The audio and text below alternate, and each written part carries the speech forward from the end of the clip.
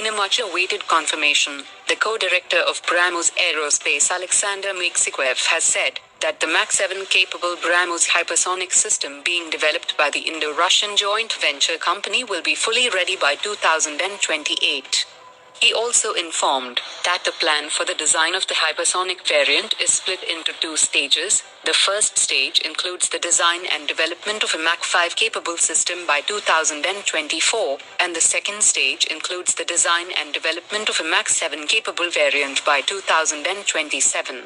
He also added that its engineers have already tested some components that will help it to reach the target speed. Officials have said that after the return of the Defense Minister Rajnath Singh from his visit to Russia on 7th September, he will formally induct the 5 Rafale fighter jets into the Indian Air Force on the 10th of September at the Ambala Air Base in an induction ceremony, for which the French Defense Minister Florence Parly have also been invited. New reports indicate that the second batch of 4 Rafale fighter jets will also arrive at the Ambala Air Force Station in October, thus increasing the Rafale fleet strength to 9 fighter jets. The CEO of the Indo-Israeli joint venture company KALYANI Rafale Advanced Systems has said that the company will not restrict itself as a production or system integration facility, and is all set to launch a new research and development center for optoelectronics by the end of this year. The company has already established a missile subsystem manufacturing as well as repair and overhaul facility with an investment of around 70 crore rupees.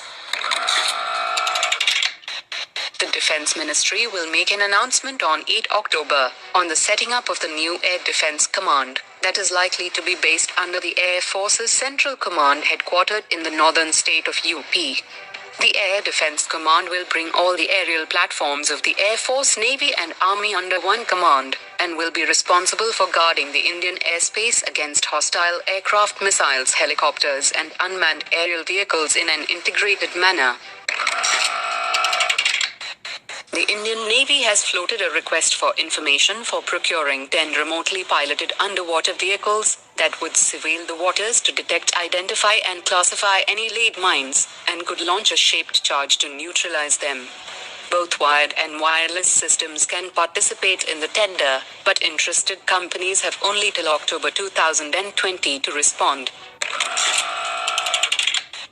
The Indian Air Force has put out a notice to acquire 44-4 helmets for the pilots flying the indigenous Tejas light combat aircraft, which projects vital flight parameters on the helmet visor, and the pilot can cue in on the target by just turning head and looking towards it. Bharat Electronics Limited had entered into a collaboration with Israel's ELBIT Systems to produce helmet-mounted display system for military helicopter pilots, and a cost-benefit analysis would tell us if such an arrangement would be feasible with long-term advantages. The ATHOS 2052 towed howitzer developed by ELBIT Systems had won a tender valued at over $1 billion for supplying 1,580 units to the Indian Army, but new reports indicate that it might be replaced with the indigenously developed 155mm 52 caliber BHARAT-52 towed howitzer developed by the Indian private sector firm Kalyani Group, and an initial order for 400 units will be made once it is cleared by the Indian Army, which is currently in the final stage of trials.